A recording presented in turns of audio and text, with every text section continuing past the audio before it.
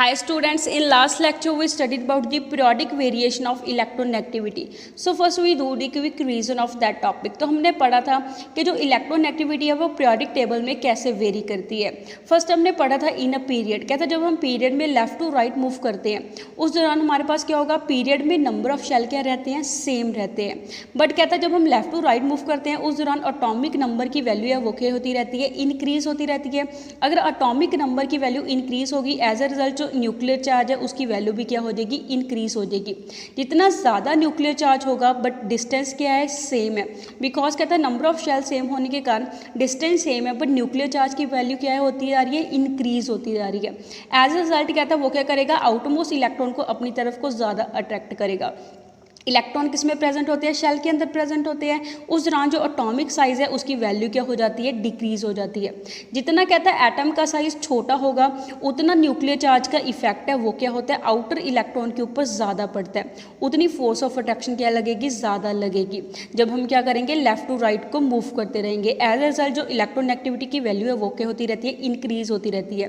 Because कहता है अगर साइज़ छोटा होगा वो क्या करेगा, जितना साइज़ छोटा है उतना वो क्या करेगा, कोवेलेंटली बॉन्डेड इलेक्ट्रॉन को अपनी तरफ को ज़्यादा अट्रैक्ट करेगा. नेक्स्ट हमने पढ़ा था इन अ ग्रुप कि ग्रुप में जो इलेक्ट्रोनेगेटिविटी है वो कैसे वेरी करती है. कहते हैं जनरली क्या होता है जब हम टॉप टू बॉटम मूव करते हैं ग्रुप के अंदर उस दौरान एटॉमिक साइज़ की वैल्यू इंक्रीज होती रहती है. अगर एटॉमिक साइज़ इंक्रीज होगा एज ए रिजल्ट कहता है जो बॉन्डिंग इलेक्ट्रॉन है वो दूरी पे होते हैं न्यूक्लियस से. जितना ज़्यादा दूरी पे होगा उतना उसके ऊपर न्यूक्लियर चार्ज का इफेक्ट क्या पड़ता है, कम पड़ता है. एज ए रिजल्ट कहता है वहाँ पर क्या होता है, इलेक्ट्रोनेगेटिविटी की वैल्यू डाउन द ग्रुप क्या होगी, डिक्रीज होती है. कहता है वो सिमिलर ट्रेंड को फॉलो करती है जैसे आयनाइजेशन एंथैल्पी फॉलो करती है. जैसे कहता हमने पढ़ा था कि जो इलेक्ट्रोनेगेटिविटी है जनरली क्या होती रहती है, जब हम पीरियड वाइज मूव करेंगे left to right electronegativity value increase होगी. जब हम डाउन द ग्रुप मूव करते हैं उस दौरान जो इलेक्ट्रोनेगेटिविटी वैल्यू है वो क्या होती रहती है, डिक्रीज होती रहती है. जैसे कहता है जो एल्कली मेटल है ग्रुप 1 के जो मेटल्स हैं उसमें सबसे कम इलेक्ट्रोनेगेटिविटी की वैल्यू होगी, जबकि कहता है जो हेलोजेंस है ग्रुप 17 के एलिमेंट्स हैं उनकी इलेक्ट्रोनेगेटिविटी वैल्यू सबसे ज़्यादा क्या होती है, हाई होती है. नेक्स्ट हमने पढ़ा था electronegativity metallic and non metallic character कि metallic and non metallic character के साथ इलेक्ट्रोनेगेटिविटी कैसे वेरी करती है. कहता है जो नॉन मेटालिक एलिमेंट्स होते हैं उसमें ज़्यादा टेंडेंसी होगी इलेक्ट्रॉन को गेन करने की. दैट मीन्स जो इलेक्ट्रोनेगेटिविटी है उसकी वैल्यू भी क्या होगी, हाई होगी.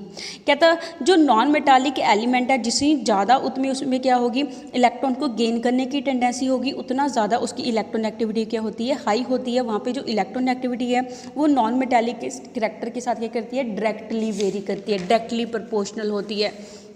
ऑन दी अदर हैंड कहता क्या होता है, जो इलेक्ट्रोनेगेटिविटी है वो क्या होती है, मेटालिक प्रॉपर्टीज़ के साथ क्या होगी, इन्वर्सली प्रोपोर्शनल होगी. बिकॉज मेटालिक करैक्टर क्या होता है, इलेक्ट्रॉन को लूज करने की टेंडेंसी होती है. कहता है जितनी उसमें एलिमेंट में इलेक्ट्रॉन को लूज करने की टेंडेंसी ज़्यादा होगी उतनी इलेक्ट्रोनेगेटिविटी की वैल्यू क्या होगी, कम होती है. दस कहता है इलेक्ट्रोनेगेटिविटी की वैल्यू क्या होती रहती है, अलॉन्ग द पीरियड जब हम मूव करते हैं उस दौरान मेटालिक करैक्टर क्या होता रहता है, डिक्रीज होता रहता है. बट नॉन मेटालिक करैक्टर क्या होगा, इंक्रीज होगा. अगर नॉन मेटालिक करैक्टर इंक्रीज हो रहा है दैट मीन्स इलेक्ट्रोनेगेटिविटी की वैल्यू है वो भी क्या होगी, इंक्रीज होगी. सिमिलरली कहता जब हम डाउन द ग्रुप मूव करते हैं, डाउन द ग्रुप क्या होता है, हमारे पास नॉन मेटालिक प्रॉपर्टीज़ है वो डिक्रीज होती हैं, मेटालिक प्रॉपर्टीज़ है वो क्या होती है, इंक्रीज होती हैं. अगर मेटालिक प्रॉपर्टीज़ इंक्रीज हो रही हैं, जैसे हमने पढ़ा है कि मेटालिक प्रॉपर्टी क्या करती है, इन्वर्सली प्रोपोर्शनल होती है इलेक्ट्रोनेगेटिविटी के. अगर कहता मेटालिक प्रॉपर्टीज़ की वैल्यू इंक्रीज होगी दैट मीन्स इलेक्ट्रोनेगेटिविटी की वैल्यू है वो क्या होती रहती है, डिक्रीज होती रहती है. दोनों एक दूसरे के क्या होते हैं, इन्वर्सली प्रोपोर्शनल होते हैं. तो यहाँ से कहता है जो फ्लोरीन है, फ्लोरीन की इलेक्ट्रोनेगेटिविटी वैल्यू सबसे ज़्यादा हाई आती है, वो कितनी होती है, 4 होती है. वो सबसे ज़्यादा क्या होता है, नॉन मेटालिक एलिमेंट होता है. जबकि कहते हैं जो सीजियम है, सीजियम की जो इलेक्ट्रोनेगेटिविटी वैल्यू है वो सबसे ज़्यादा लो होती है, वो सबसे ज़्यादा क्या होता है, मेटालिक एलिमेंट होता है. नेक्स्ट हमने पढ़ा था difference between the electron gain enthalpy and the electronegativity कि electron gain enthalpy and electronegativity के बीच में क्या डिफरेंस होता है, इसको हमने डिटेल में डिस्कस करा था. नेक्स्ट हमने पढ़ा था periodic trend in the chemical properties के केमिकल प्रॉपर्टीज़ में पीरियोडिक ट्रेंड है वो कैसे फॉलो होता है. कहता है जो पीरियोडिक प्रॉपर्टीज़ होती है वो इंपॉर्टेंट रोल प्ले करती हैं एलिमेंट की केमिस्ट्री में, ऑल्सो कंपाउंड की केमिस्ट्री में. कहता है जो पीरियोडिक ट्रेंड है इन प्रॉपर्टीज़ का पीरियोडिक टेबल है along the period and down the group वो क्या करता है, लार्ज एक्सटेंट तक क्या करेगा, केमिकल बिहेवियर को क्या करता है, अफेक्ट करता है. कहता है जो मेन ट्रेंड है, जैसे हमने पढ़ा था इस फिगर में हमें जो मेन ट्रेंड है वो क्या करेगा, यहाँ गिवन दिए हुए हैं. कहता है ज़्यादातर ये जो ट्रेंड्स होते हैं केमिकल प्रॉपर्टीज़ के, जैसे diagonal relationship, inert pair effect, lanthanoid contraction, इनको हम क्या करते हैं डिटेल स्टडी है इनकी डिफरेंट ब्लॉक के अंदर क्या करते हैं स्टडी करते हैं। जैसे कहता है कॉमन प्रॉपर्टीज़ कौन सी होती है, वैलेंस के, उसकी कितनी वैलेंसी है एलिमेंट की। ऑल्सो अनोमलस प्रॉपर्टीज़ है सेकेंड पीरियड की, उसको हम यहाँ पे क्या करेंगे डिस्कस करेंगे।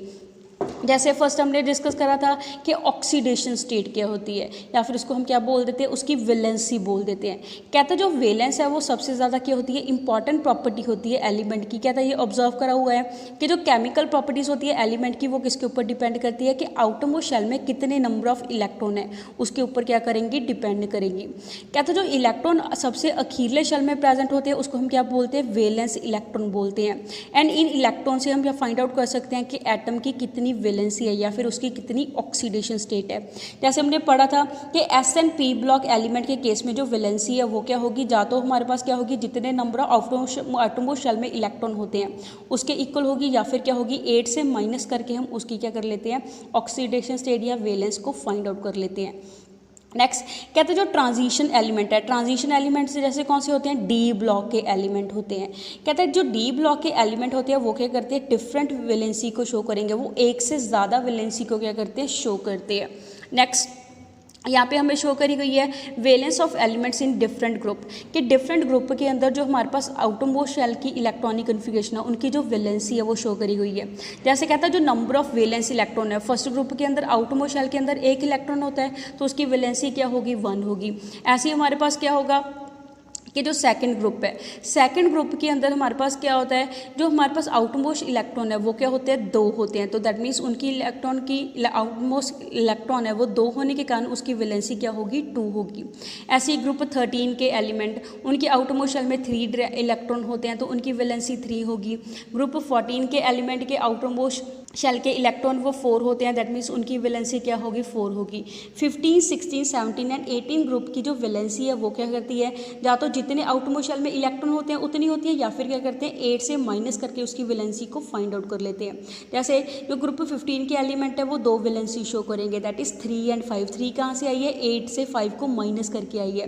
5 यहाँ पे क्या डिनोट करता है कि आउटमोस्ट शेल में कितने इलेक्ट्रॉन है 5 इलेक्ट्रॉन है। ऐसे कहता है ग्रुप 16, 17, 18 के एलिमेंट है वो भी क्या करते हैं 2 वैलेंसी को क्या करेंगे शो करेंगे।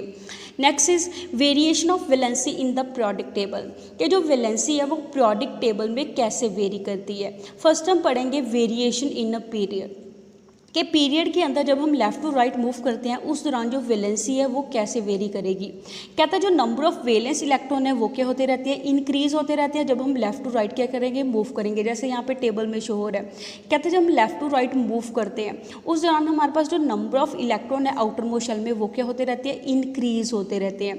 वो कितने होंगे 1 से लेके 8 तक क्या होंगे इंक्रीज होंगे। जैसे यहाँ पे हमें शो करा है 1 से लेके 8 तक क्या होते रहते हैं वो इंक्रीज होते रहते हैं।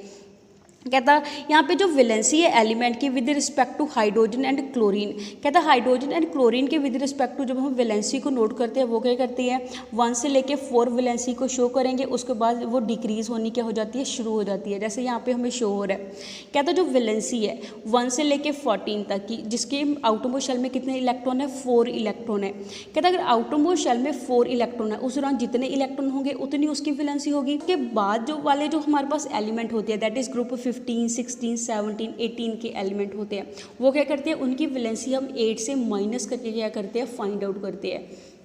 तो उसके बाद क्या था जो वैलेंसी है वो क्या होती रहती है डिक्रीज होनी क्या हो जाती है शुरू हो जाती है। जैसे ग्रुप 15 की 3 वैलेंसी होती है, ग्रुप 16 की 2 होती है, 17 की 1 होती है, 18 की 0 होती है।